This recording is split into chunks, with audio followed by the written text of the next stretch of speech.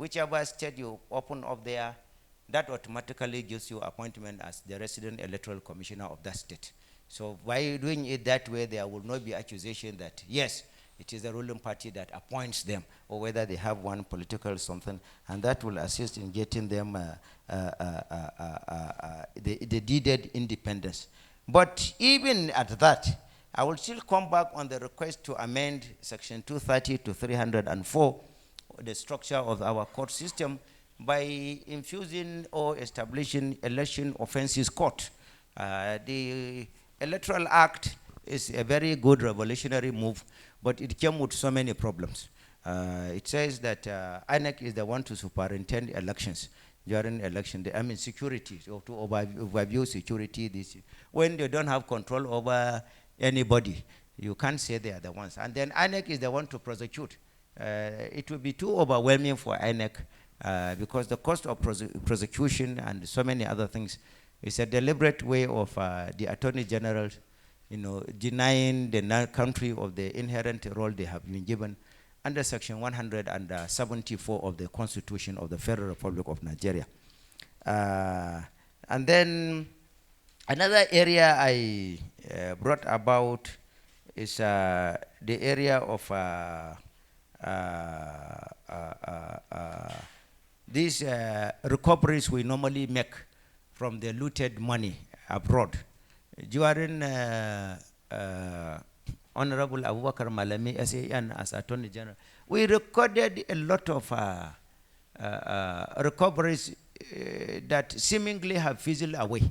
I don't know where the monies have gone to, because if the monies are there, we will not be harvesting historical artifacts of, say, we have 100 and something trillion indebtedness. So what the government left for the country.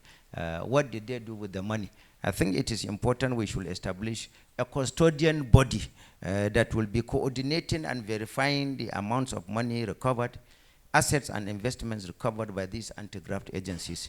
There should be a register to be recording all these monies and assets. It will promote transparency and accountability of the looted proceeds. The second way to do it is that we should go by going into agreements. These countries where we are getting the looted monies from, we should sign agreements. We should get their areas of speciality. For example, Ukraine. Everybody knows Ukraine in the area of fertilizer production, for example. The money that is stuck there in that country, for example, come and use the equivalence of the money to establish fertilizer plants for us in various parts of the country. China, for example, or United States or Germany, we can use to say the money in those countries, come and establish railway linkages, linking all the state capitals in Nigeria with railway lines. That will promote a lot of industrial moves to really bring back our dead industries. We used to have industries in Kudendan, in Kakuri, Kaduna, in Chalawa, Kano, in Bompai, in Jos, in different parts of the country, but now they are all history. So we should be able to reindustrialize the country. How do we reindustrialize? We should go back and entrench railway system, linking all the state capitals with railway lines, linking all our hinterland ports. There are dry ports to be established, or they have been established, I don't know. Now these dry ports from Dres, the River Niger and Benue, establish railway linkages with those tributaries, and then expand the activities of the dry ports.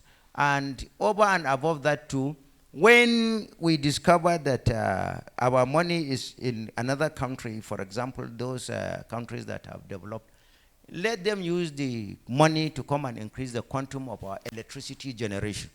Not just the generation of the megawatts, but we should correspondingly rehabilitate the infrastructure there in the electricity sector.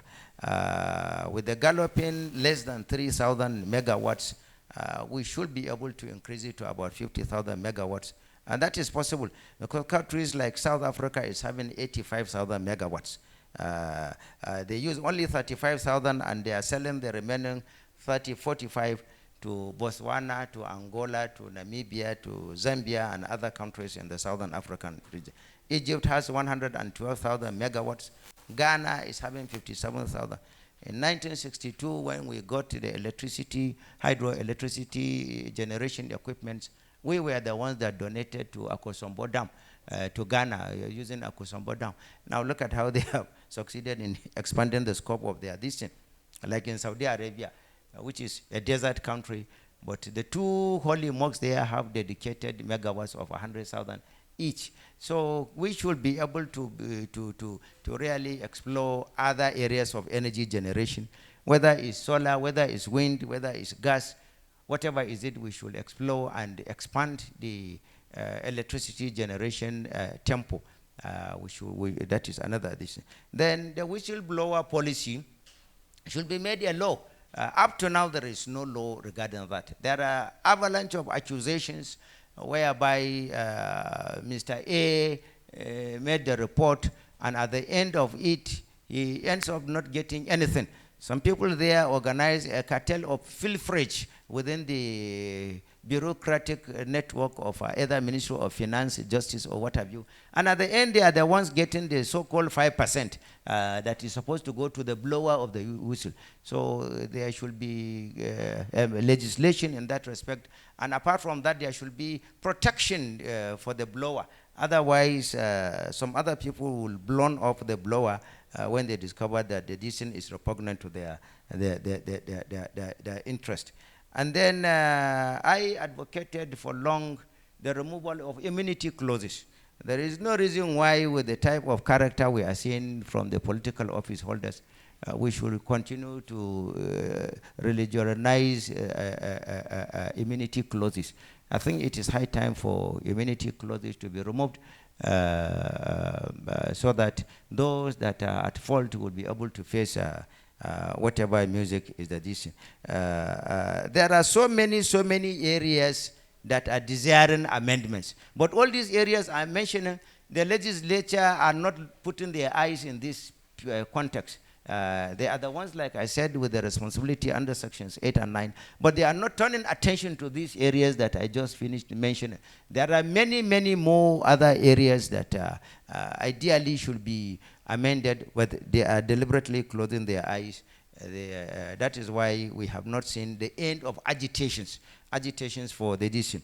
Now, if we are considering amendments, I'm coming back to the theme of the decision. If we are considering constitutional amendment for social, economic, and political advancement of Nigeria, then we should juxtapose the constitutional amendments with some strategic amendments of our own structural setting and operational spirit. And in that context, I wish to propose that the following areas should be looked into. Number one is where I talk about the infrastructure, the need for the government to invest so that all our state capitals will be linked up with electricity, with railway distance. Then the second one is that we should stop giving lip service to agriculture. The main loudest voice of the citizen now is the word hunger. We are hungry, we are hungry, we are hungry. It is the word hunger now. Even if, with due respect to my father and mentor, even if somebody is as big as his size, nature did not make it impossible for him to feel hungry. So hunger is the main issue disturbing Nigerians now. And then how do we solve the problem of hunger? You cannot solve the problem by saying you are giving the governors so millions to go, or so billions to go. Normally, whatever you give His Excellency the governor, it will not cascade down to the citizen on the roadside. It will not cascade down. It will remain there. So those money you have been given to the governors, either in the name of Paris Club refund or in the name of what do you call it, subsidy removal. I suggested that those money should be used to clear all the bushes where this insecurity is going on there. There are 9 bushes there. These 9 bushes, there is the one, Falgore bush. There is the one between Kaduna and Abuja called Sergeant Power bushes. There is the one from the northern end of Niger State down to Birnungwari. There is the one from Birnungwari to Kogo area. There is another one around Dansadao. There is all those bushes should be cleared down. If you clear down the bushes, then you will now be able to now invest in agriculture on the land. You are most welcome, sir. You are welcome, sir. Get seated, sir. You are welcome, sir. So you will be able to have all those lands. There are some investment companies that are prepared to partake in agriculture, like the Songhai. Songhai in Kwara State is doing marvelously well from Kwara State down to the border with Benin Republic. They are entrenching very serious industrial agricultural scheme. Those are the type that should be encouraged to be given, so that when you clear the bushes, the criminals will have nowhere to be hidden. And when they don't have anywhere to be hidden, then the places will be turned into fertile lands with new roads. Industries can even spring up there. Where you are farming cottons, you can establish a textile industry there. Where you are farming rice, maize, and the rest, you can establish milling companies, as well as companies that have to do with spaghetti, flour, and other things, all sorts of staple foods. So that is it in the field of agriculture. In the field of insecurity, that is another very serious area. This area, in all honesty, today, I think it's the 7th of March. If we want to be sincere and we want to face this suggestion I would like to give on insecurity, I assure you in the next 3 months, insecurity will be over in the country. I assure you. And I'm saying it with all faithfulness and seriousness. The first thing, if we want to end insecurity, is that the government should be prepared and be faithful to be serious. That is the first thing. There were a series of reports presented to the government. Government set up investigation panels or committees or this thing. All those reports that have been presented are there in the archives. The government should have the political courage to dust them out, bring out white paper, and begin implementation of the various recommendations there. The refusal of the government to really, in quote and unquote, touch the untouchables, whose names were mentioned there, is one of the problems. When you look at the way insecurity is going on in the country, you know that it is beyond the ordinary common people there. There must be a conspiracy from the top. So government should have the willingness to be prepared to step on toes. Whosoever is there inflicted, government should be prepared to deal with the matter. That is the first. The second one is that government should evaluate the geopolitical location of Nigeria. Nigeria is surrounded with Francophone-speaking countries.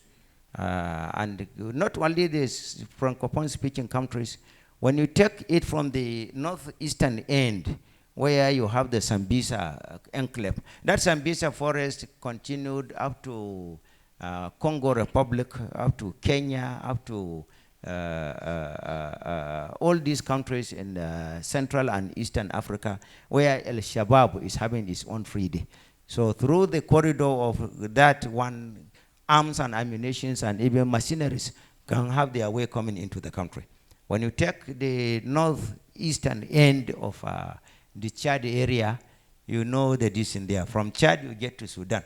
Whatever is going on in Sudan, the spillover of it can bankroll into Nigeria through that enclave. And when you take Niger, Niger is even a snake with two heads. The first head is called Sahel region. It is a confluence where you can get into Sahel region. From Sahel region, there are all the proceeds of the war in Libya can go there, and all the excesses of the problems of the Maghreb states. In the year 2000, those revolutionary moves in the North African states can easily come through Niger Republic there, especially with the frosty relationship now, consequent upon the change of the government. And the other end here, Niger is an easy way to link up with Mali, Burkina Faso, and all those other countries where you have the Islam in West Africa, those fundamentalists having their field day. So you have the this in there. And then Benin Republic here, it is a gateway to reaching the Gulf of Guinea. Gulf of Guinea is the third most volatile area in the whole world, where criminality of drugs dealing arms dealing, and so many other things are going on there in the Gulf of Guinea. So by the time we now understand these things, then the president should give a marching order. There is no reason why our immigration officers should remain in comforted air-conditioned rooms and chauffeur-driven vehicles in Abuja. They should all go there and make sure that our borders are, excellently managed, so that we will be able to have reduction in the influx of that. And apart from that too, another thing that assists in this thing is that the government should be prepared to penalize wrongdoers. We have not seen people that have been convicted on account of this, what do you call it, insecurity prevalence. Boko Haram did its reign and finish, even though it is still galloping with some little life. But whatever it is, we have not seen the commanders or this. We have not seen anybody serious being, convicted on account of that criminality. The same thing here.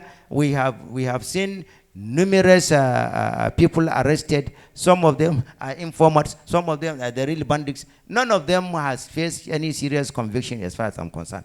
We have apprehended series of trailer loads filled with ammunitions, filled with arms, filled with the uniforms of military men, filled with the distance from the port coming into the hinterland. They have been apprehended. We didn't hear anything about that anymore. Nothing is happening in that. So we should try, if we are really serious about fighting insecurity, we should be prepared to make people face their music and let penalties be inflicted. There shouldn't be anything in the name of pardon or what have you. I think it is very, very important we get into that. And then we should restore autonomy of local government, so that at the local government level, they will be able to be checkmating the excesses of who comes into the community and who doesn't come into the community. Thank you very much. So I have to rush now. My attention has been drawn to, there's about 10 minutes remaining.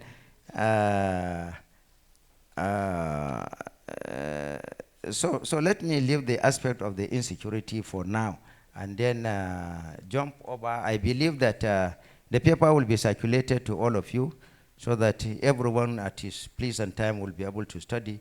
And I'll give you my numbers for those that would like to react. Even after the decision, we can't be. Then another problem with Nigeria is that we do allocations and we call them budgets. What we are witnessing is not budget. If you want to do budget, you must tally budget with national planner. We are not planning. In the country, nobody now, as of today, knows the exact number of Nigerians.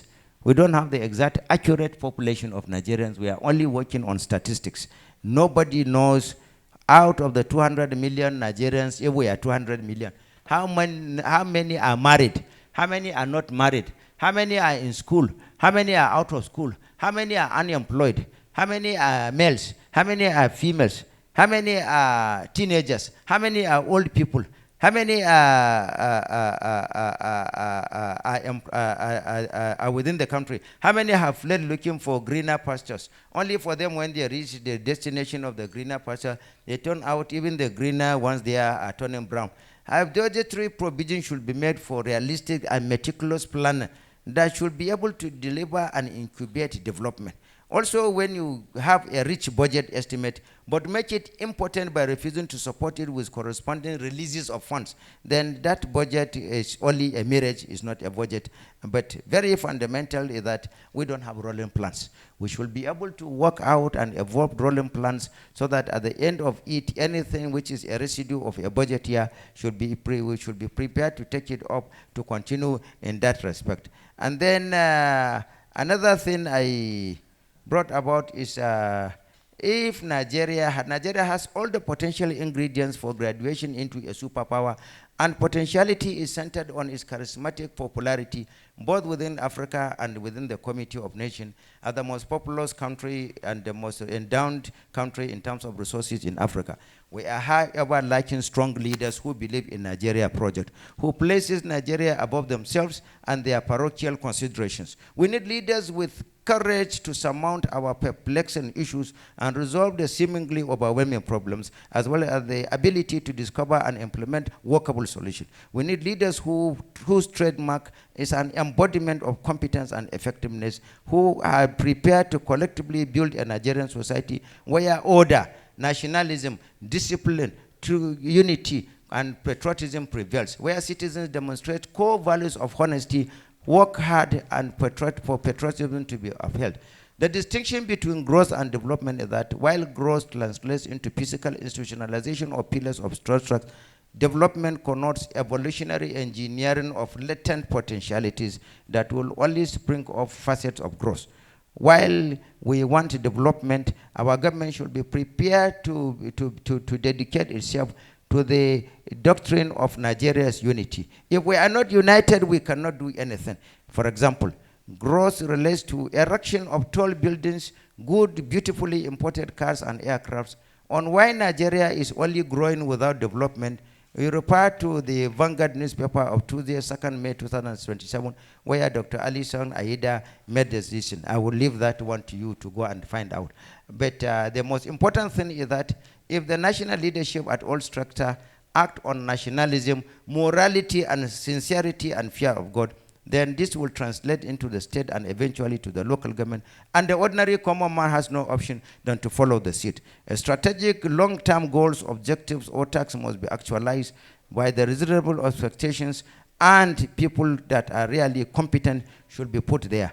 Federal character or quota system should be jettisoned so that we go for quality, we go for competence, we go for credibility, we go for values. The challenges before political leadership in Nigeria are enormous, serious, urgent, and crucial. A political leader emerging will need vision, we need organizing ability, we need wisdom, we need a leader with administrative skills and more. Some of these attributes can be acquired by a leader through other persons. What cannot be loaned, hired, or procured are those correct and sound principles of personal character which generates good thoughts and right actions. Caring, integrity, courage, truthfulness, fidelity, justice, industry are some of the correct and sound principles our leaders are like. We need leaders, honest, sincere leaders, not dribblers, looters, or swindlers, or sweet talkers. We need leaders with correct and sound principles of moral character who can lead people with unfamiliar, desirable but harsh policies and programs for a collective redemption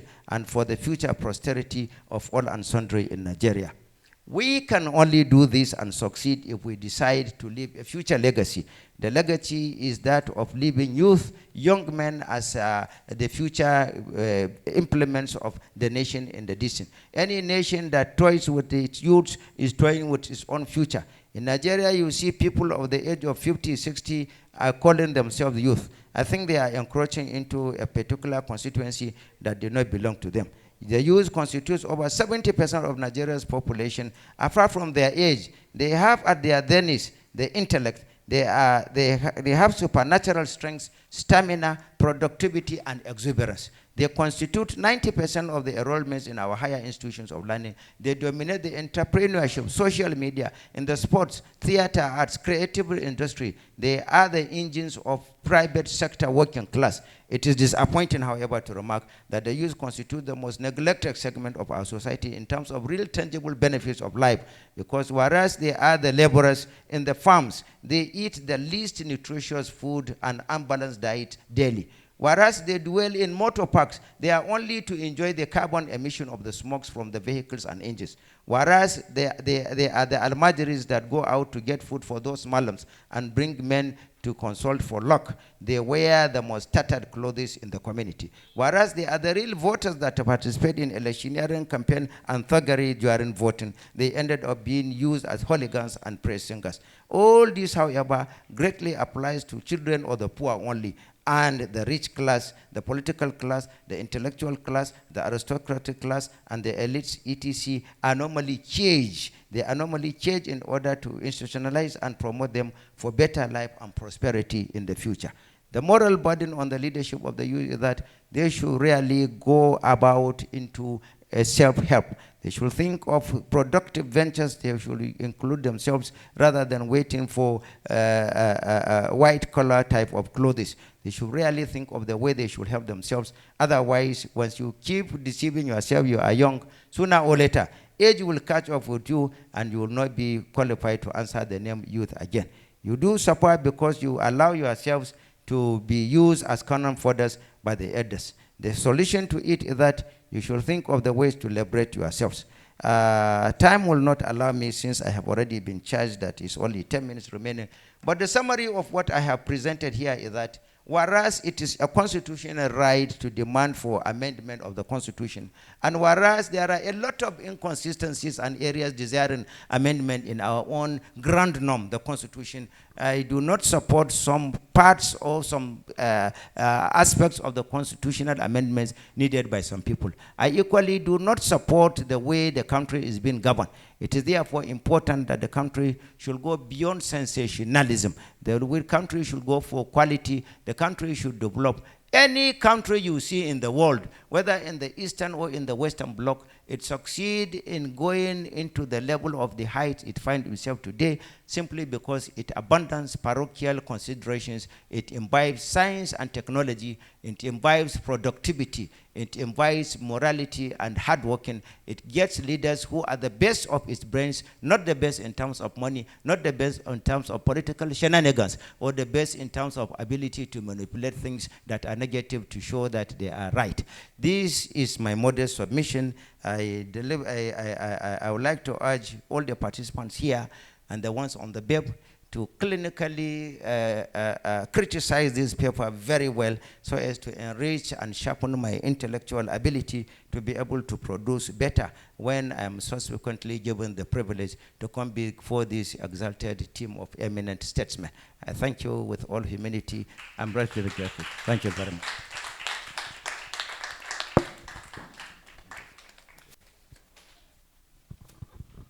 Thank you so very much, sir, for that wonderful presentation. Please, can we appreciate Alhaji Umar once more? While that rich presentation was ongoing, Chief Kano Agabi, Senior Advocate of Nigeria, joined us. Let us please welcome him once again. Thank you, sir, for honoring our invitation. We recognize you specially. You always identify with the Rule of Law Development Foundation. God bless you, sir. Also while that presentation was ongoing, Mr. Oshomoge SAN also joined us. Welcome, sir. Now, quickly, we have heard from the panelists who insists that for constitutional review, we must go through Parliament. Interestingly, he also suggests that we must do away with the bicameral parliament we have now to a unicameral legislature. I don't know how we are going to convince our politicians to render themselves jobless now that they are using that institution as their retirement center, and also suggesting that we will have only 2 reps per state. That will be a very difficult one to get through. He has also stated that we need to rearrange the security architecture of the state, and that we need to balkanize the judiciary. Very importantly, I'm actually very keen on that point. Restructure our voting systems, restructure political systems to regional structures led by the vice presidents. 6 regional structures led by vice presidents, and then removing local governments from complete control of the governors and leaving them under the control of these VPs who will be answerable to the president. That will be an interesting one to exploit. He also talks about fiscal federalism in a manner that resources, mineral resources, we can now do 50-50 between the states and the federal government to reduce these instances of everybody saying you're cheating me, robbing Peter to pay Paul. And then also, importantly, away from constitutional review, he also makes suggestions on strategies to curb corruption. Importantly, he says for loot that have been recovered from abroad, rather than send the money for us to reloot it, we can do resources for recovered loot. So rather than give us money, come and do something here that all of us can take benefit from. And that we need to establish process of crime management agency that is independent of law enforcement authorities. I will now invite my leader and boss, Mr. J.B. Daudu, SAN, to take his contributions. Mr. Daudu, sir.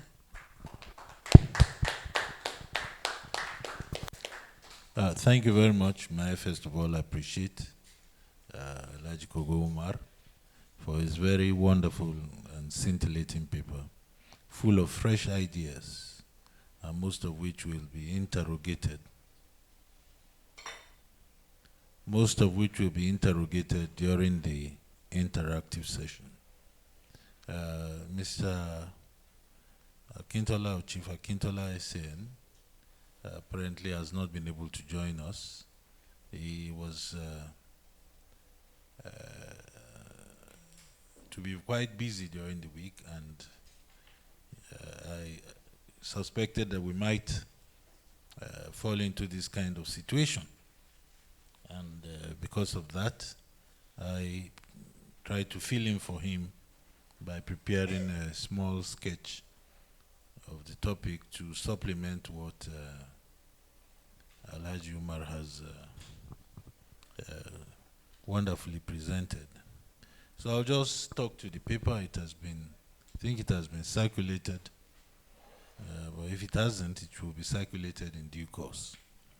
Now, just to refresh your memories, the topic is whether incessant amendment to the 1999 Constitution is the solution to Nigeria's prevailing developmental and leadership problems. Now, I associate myself with the background laid and the points effectively marshaled by the lead presenter. There will be no need, where possible, to revisit some of those points that he has made, but they are all relevant to the discourse. You may not agree with some of them, but you cannot deny the fact that they are very relevant to the issues at stake. Now, I start from this point. The issue at hand is that, well, we've said that we have a downturn in our economic and social and political fortunes. And the immediate, you can trace them immediately to the incidences of inflation and devaluation. This thing that is referred to as hunger was triggered by two things: the removal of petroleum subsidy and the placing of the naira on the subjecting it to the vagaries of supply and demand. Naturally, because of our low production, our demand for the foreign currencies that we need to import, what we should have been producing, outstripped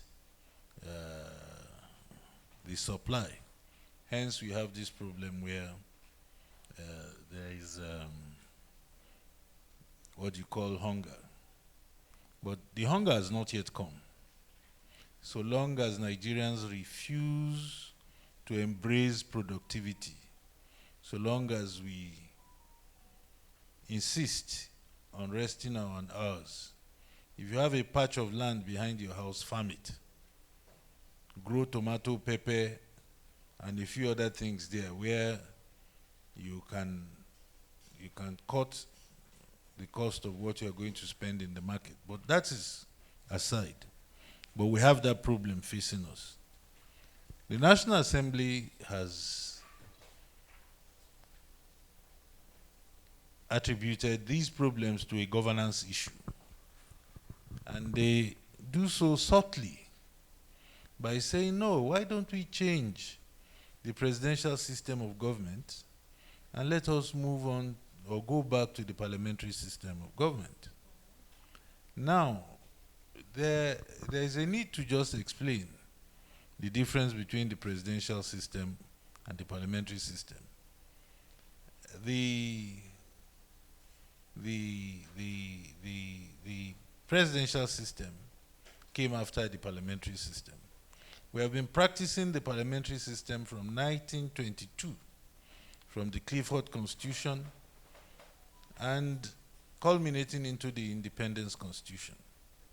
Now, the Independence Constitution was replaced by the Republican Constitution.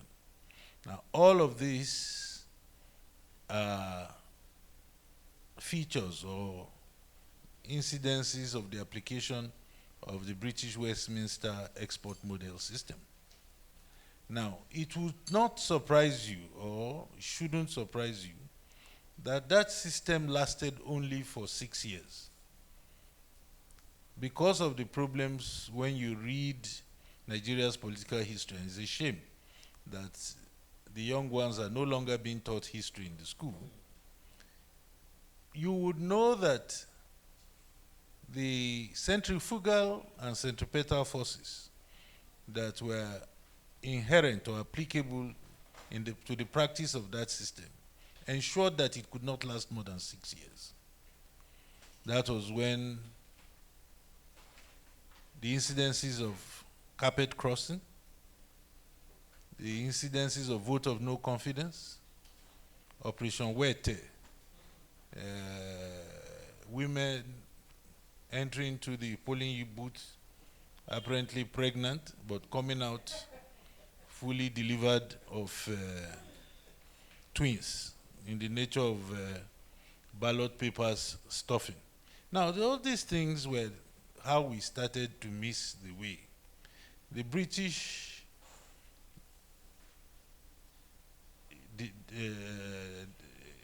invested in us, and we inherited a very fine system, a working system. And it's worked for them till today. And because we couldn't manage our system, our youths are now jappering to the UK, who are looking at us to say, but we were at the same level. We gave you the same thing in 1960. Lagos was not looking better than London in 1960. The functionality of all the services, apart from the fact that there were no underground railways, were almost everything. The buses were working. But let's leave that aside. So because of the difference between the presidential and the parliamentary, or the parliamentary system that broke down, Nigeria decided to now experiment on a new governance platform. They considered the French system, which is an amalgam of the parliamentary and the presidential system. And to do this, in 1975, 50 wise men were appointed, headed by Chief Rotimi Williams, SAN of blessed memory. And all the constitutional gurus and juggernauts of that era. And they came up with the draft constitution. Now, the draft constitution was also equally subjected to the scrutiny of a constituent assembly that was manned and headed by the late Justice Udo Udoma of blessed memory. I think the first legal practitioner from Ibibio Cross River axis. And that was when the Sharia issue first reared up its head. And there was a lot of debate, a lot of seminars. As students, we attended some, saw the likes of Ibrahim Tahir, Professor Dudley, so many great political scientists debate the upcoming structure for Nigeria. After General Obasanjo was able to douse, and the Supreme Military Council was able to douse the tension brought by the Sharia issue, it went to the SMC for sort of some kind of vetting. Not much was added, I think just about 14 provisions. And those, the 1979 Constitution midwifed and brought into being the presidential system. So there is a history which proponents of the parliamentary system must advert to and remember why the parliamentary system failed. And I'll get to the point why it is being advocated today in due course. Now, 1979, it took off again, but the attitude of politicians ensured that it crashed after 4 years. That was the era in which we saw the signs of what we were seeing. Every single person had a private jet that was worthy of his name. Almost every town had a brewery. All sorts of, there was too much money in the system, yet there was hunger in the land. However, the attitude and the misbehavior of the political class led the military to take over the reins of power. Then there was a military interregnum from 1983 to 1999. There is no need to go into that. But then, one point which is relevant to what Alhaji Umar has said is that the 1999 Constitution, which is being castigated for not having been bequeathed to Nigerians by the people, is of the 1979 Constitution.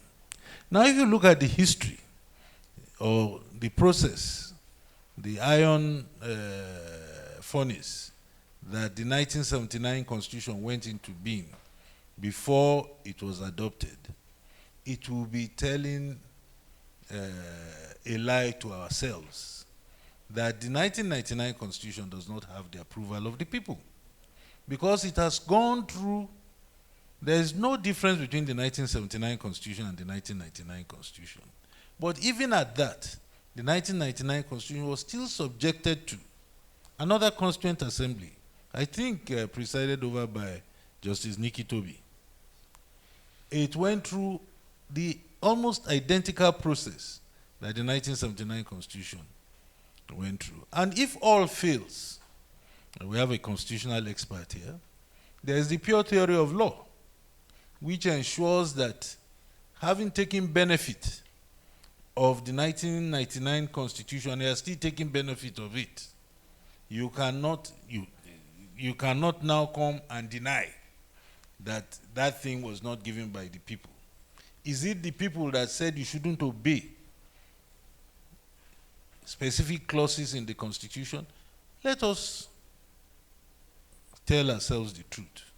The problem that we have at this point in time is the fact that people try to avoid implementing clear, straightforward provisions of the Constitution that appear to be unfavorable to their political agenda. So long as we can, and what that marks the difference between us here and the people we borrowed it from. You saw how quickly President Trump was put in his place when he tried to deny the results of a clear, free, and fair election. If it is Nigeria, and you play bet Nigeria, you will lose your bet if you bet on the fact that any president who tried what Trump tried in the US will not get away with it. He will get away with it neatly, and nothing will happen. So it is a failure of these institutions that we should address. which is brought about by the attitude of our politicians. And rather than go ahead and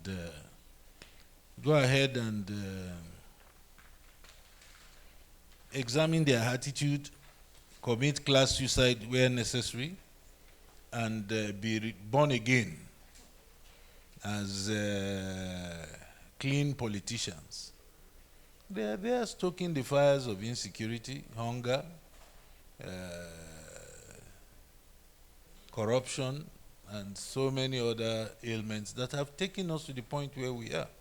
And the point is that if we are not careful, we are looking at the gradual disintegration of Nigeria.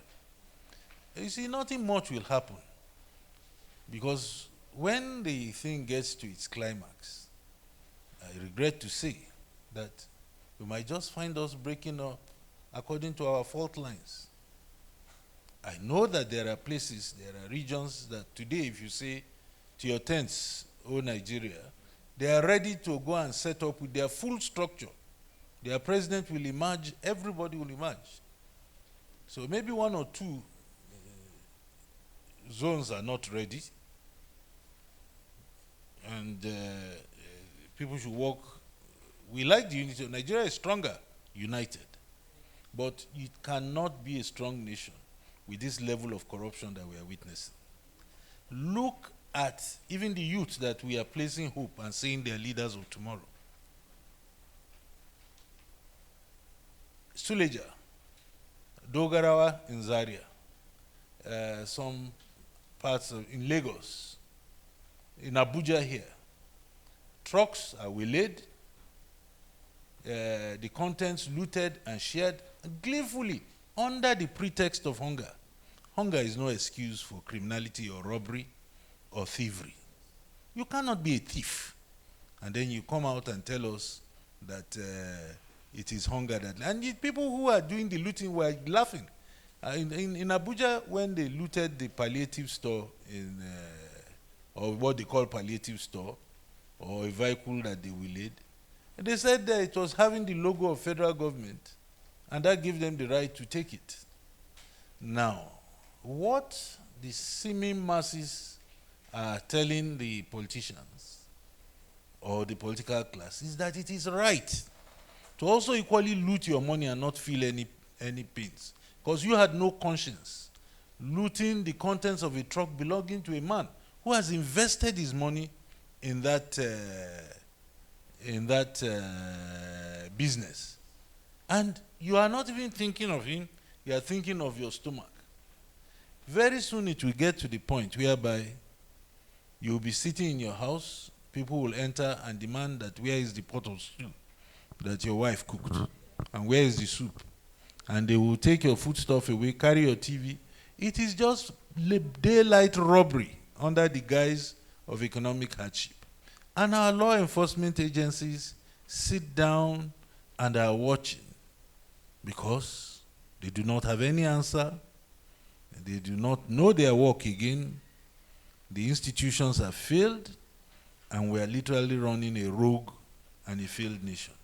So it is just a matter of time that things will fall apart because the center cannot hold. Now,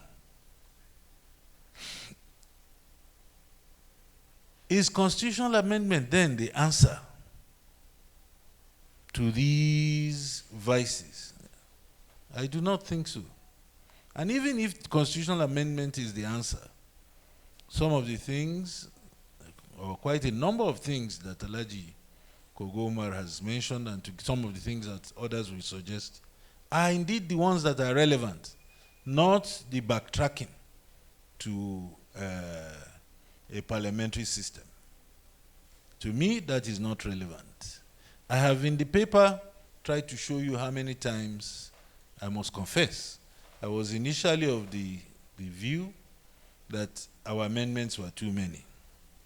But when I did some research and found out that the Americans have only amended from 1789 27 times, I think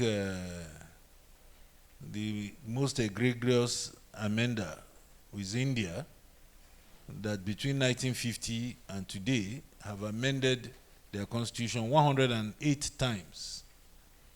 And then their 15th amendment was to increase the age of judges from 60 to 62. South Africa, I think South Africa sometimes in 1909 enacted their constitution, and they transited to their post-apartheid constitution in 1997.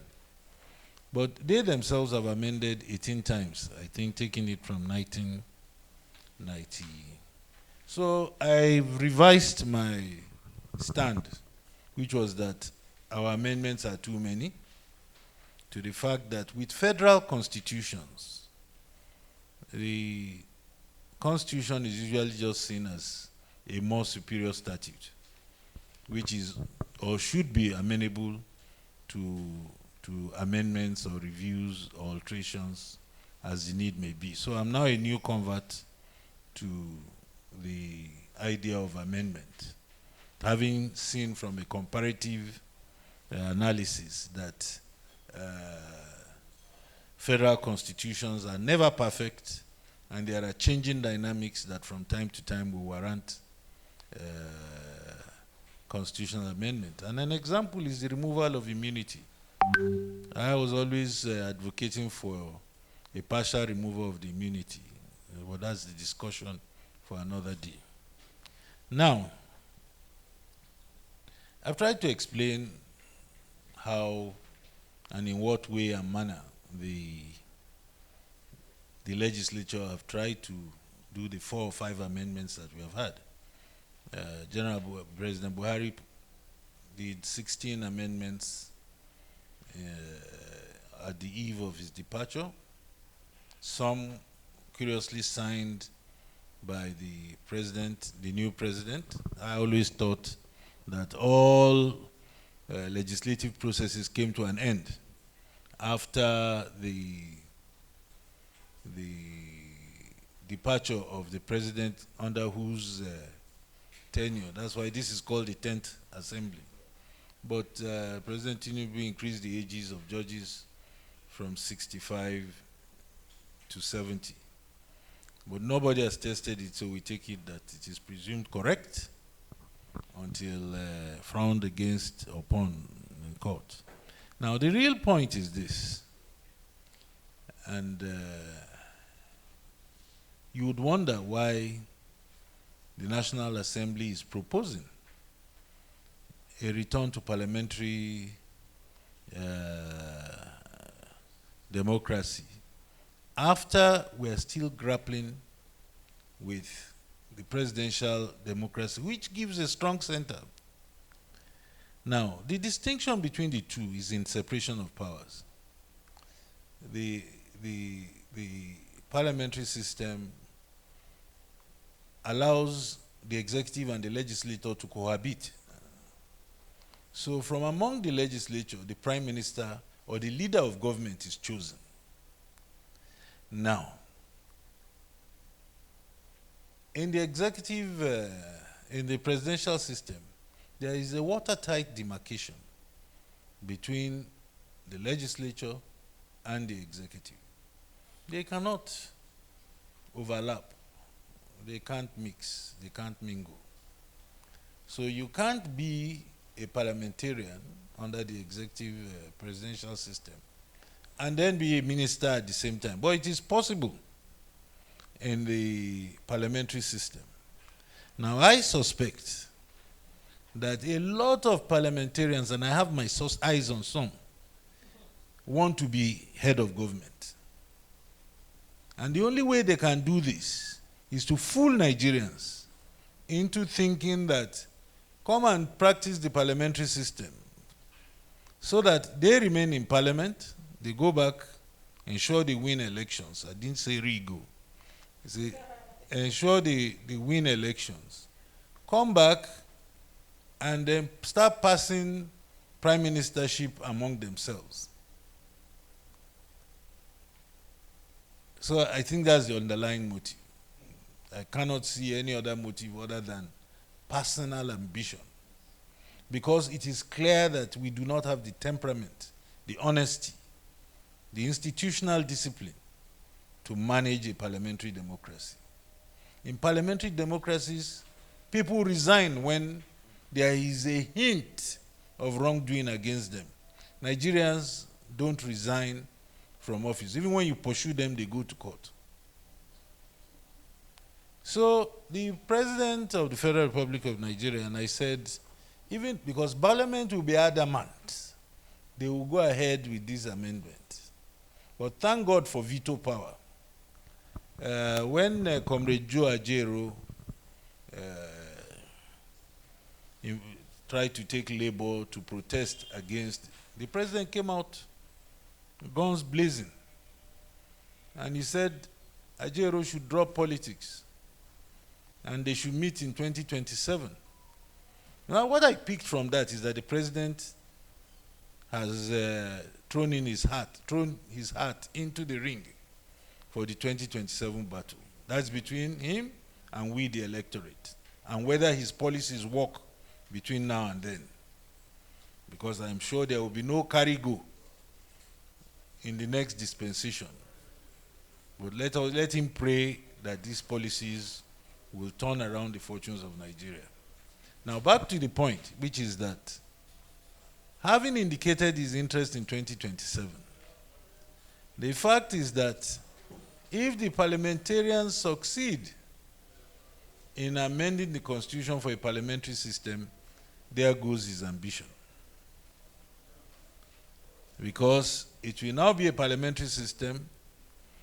Akpabio will be the prime minister and the head of government, flying in presidential jet and taking all the decisions. So the only thing the president can do is, when such a self-serving procedure comes out, to veto it. And if they have the support to do veto override by 4/5 of it, but they can't be playing ping pong with the head of Nigerians. We tried parliamentary, we went to presidential. Now, because some of you want to be ministers at the same time as parliamentarians, you now want to go back to parliamentary system. We should not allow it to happen. If it was genuine and altruistic, one would support it. But I do not think that it is genuine. I do not think it is altruistic. I do not think it is coming from a good place. And I think it should be shut down as early as possible. If we want to try a system of government, try an indigenous African system of government. Let our eggheads sit down on the table. Leave Europe, leave America.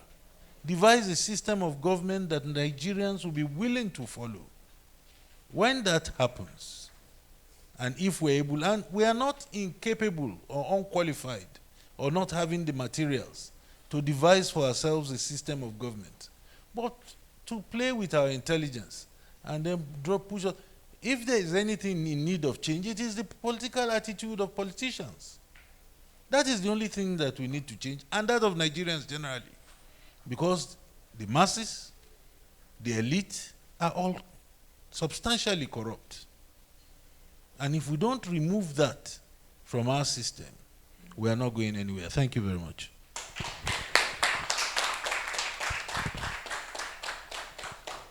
Please, let's appreciate Mr. Daudu, Senior Advocate of Nigeria, again for that contribution,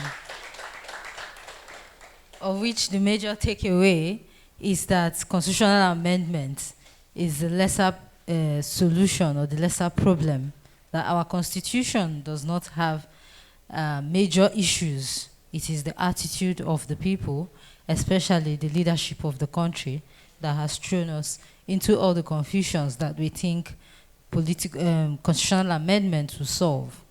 And that is to say that even if we amend the constitution, if we do not change our attitude, we will not have any solution in sight. Thank you very much, sir, for that contribution. Of course, we are blessed. I want to say maybe thank God that the network was a little terrible, and now we have Chief Agabi present here with us.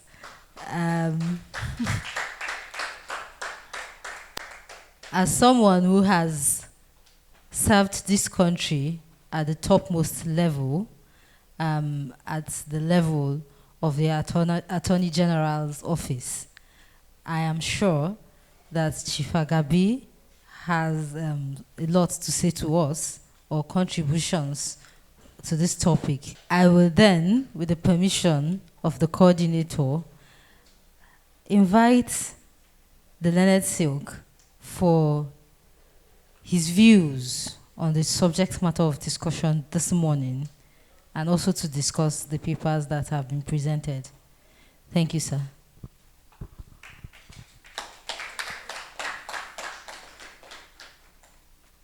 My brother JB, the presenter, my brothers of the inner bar, learned friends, thank you very much. I'm very happy to be here. JB is a man I love. He's a man I respect. He's a man I admire. It was yesterday night, in the course of my sleeplessness, that I discovered that this was going on, and I made up my mind immediately to come. I thought it was only on Zoom, otherwise I would have been the first to be here. When it wasn't working on the network, I got up and came here, and I'm happy that I'm here. I was Attorney General after military rule, and the execution of the Constitution, the implementation of the Constitution, is vested in the executive, in the president. So the Attorney General will have some idea of the strengths and weaknesses of the Constitution. Let me say once more how grateful I am to participate in this. Our problem is not with the laws, as JB has said, and I agree with him entirely. Sitting down here and listening to him, I wish that we would give him an office enabling him to put these ideas into practice, because we need in office people who have an understanding of the law, who are patriotic, and who have the courage, the honesty to bring these things about. I always say that we're a nation of good people. We are. Nigerians are very good people, very intelligent, very hardworking, very resilient, very patient. Our problem is leadership. We're good people. And that is why I sometimes worry over the emphasis on corruption. The corruption that we are suffering from is coming from the leadership. As they say, the poison of the part is the poison of the whole. But let me say, by way of my own comments, that the laws are not self-enforcing. The laws don't enforce themselves. In the story of the creation, this paradise, our first parents, there was just one law. Don't eat the forbidden fruit. Just one law. Don't. That law was not self-enforcing. And our first parents proceeded to eat the forbidden fruit. If it were a self-enforcing law, they couldn't do that. The laws have never been self-enforcing. The Lord drove them out of the garden and then imposed on them 10 laws, 10 commandments. And we appear to be doing the same thing all the time. When we don't obey existing laws, we multiply the laws. That's what's happening. So the problem is not with the laws. It was Cassius who said to Brutus, the fault is not in our stars, but in ourselves, that we are underlings. The fault is not in the laws. The fault is, Jebi said it, the fault is in Nigerians. As at 1999, after about 30 years of military rule, corruption had permeated every department of the national life. And with the advent of civil rule, we went from one extreme of dictatorship to the other extreme of liberalism. Nigerians began to do as they pleased. With that kind of mentality, the system could not cope. The institutions for law enforcement, the police, is a limited institution. The judiciary is a limited institution. They are founded on the premise that the problems they will be called upon to solve are limited. If they become unlimited, they can't cope. The police, we went at that time from, I think, 130,000 policemen to something like double that number in 4 years. But how do you train over 100,000 policemen in 4 years? How do you do that? You go to court, and the judge has over 30 or 40 cases on the list. How can he cope? And what has happened is that the constant exposure of officials to situations about which they can do nothing only tends to brutalize them and make them indifferent. That's what has happened. We're indifferent. And I feel very sorry for those who are called upon to enforce the law. Because at the end of the day, all that happens is that their minds become brutalized, they become indifferent, and begin to participate in the breaking of the law. And look at the systems that we're operating. The states. The states are such small units. They are so small. They are easily pocketed by one person. Am I right? They are. No accountability in the states. Why? One person can pocket them and manipulate them.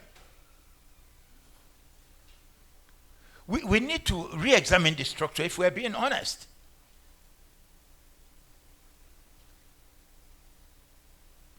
You know, in 1968 or 67, we went from 4 regions to 12 states to 24 to 36. We have 36 states. We have 774 local governments and area councils. And each time we multiplied our manpower needs, we met the needs that arose by appointing unqualified people into very high offices. That's the problem of the nation. Unqualified people holding high offices.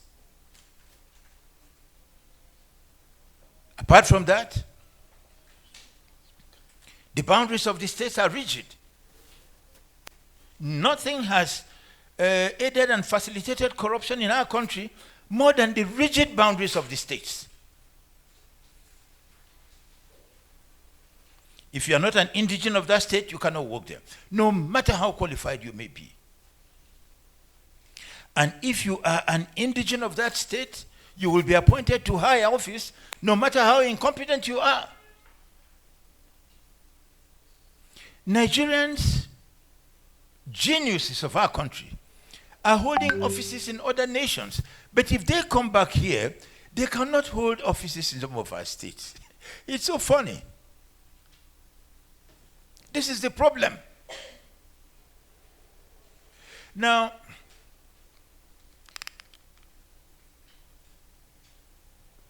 we should stop, and this also is a big problem. We dismiss the nation as an artificial creation. JB, am I right? You hear comments to that effect, that the nation is an artificial creation. It was, yes, yes, please. Do you know a nation that is not an artificial creation on this earth? Is there a nation that is not an artificial creation? But we dismiss our own a nation as an artificial creation. America is. It is an artificial creation. Britain is. France is. Germany is.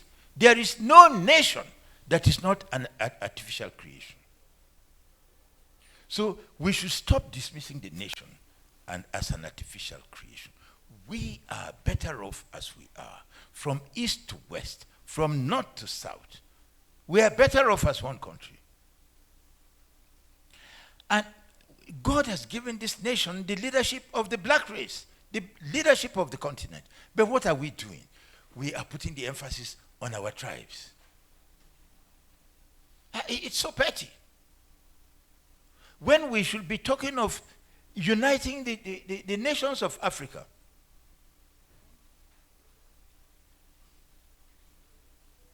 So we shouldn't, then we, of course, we dismiss the Constitution as the product of the military.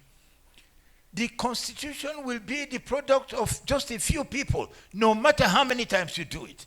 You will never have a Constitution in which my great-grandparents in the village can participate in formulating. The Constitution, just like this seminar, is just the work of a few people. But we are participating in it. The Constitution can never be the work of everybody. The American Constitution is the work of just a few people. So stop dismissing the Constitution as an artificial creation.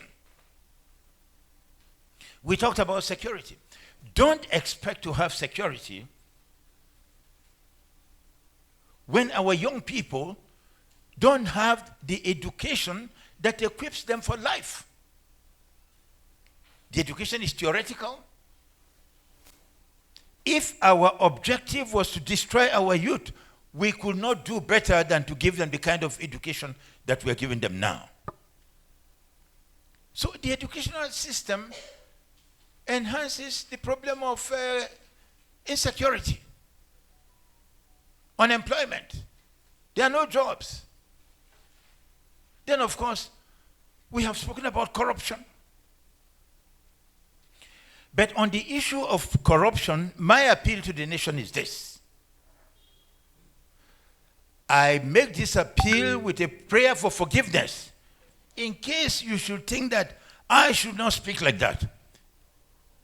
But my appeal is this. We should stop those policies and programs of the government that discourage investment by Nigerians in the country. Nigerians are taking their monies to Ghana, to the Gambia, and investing, to Dubai, to the rest of the world. Why? They are afraid that if they bring out their money to invest here, somebody is going to come up and challenge them. So my appeal to the government is, whatever the policies and programs of government are that are discouraging Nigerians from investing their monies, let us stop them. Number two, let us appeal to Nigerians who have monies abroad to bring it back and invest. Please.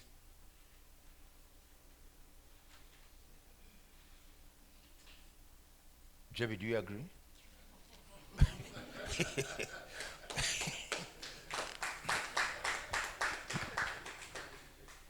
You see, our political institutions, we have a misconception of politics, a total misconception of politics. In our politics, good and bad are equal.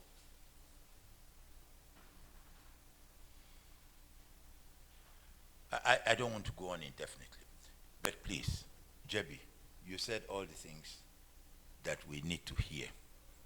What is left? They say the purpose of knowledge is having it to use it. We are not using knowledge in this country. We have it, but we don't use it. In this room here, you have people who can rule other nations. But we will not listen to them. Nigeria should begin to practice the gospel. The prodigal son come back from the foreign land of corruption. Please. I'm sorry, but JB, I'm only repeating what you said. The Lord bless you all. There is no shortage of knowledge in our country. Is there? Is there a shortage of knowledge? No. But there is a shortage of action. We are running a government of patronage. You have to belong to be patronized. And if you don't belong, who is going to call JB? No. He must belong. It's a government of patronage. And as long as the government is founded on patronage, we are going nowhere. But I thank God that there is no shortage of people in our country, like JB here, to speak the truth. A time is coming when this seed that you are sowing in this rule of law development foundation will mature and provide a shade for this country. May God bless you.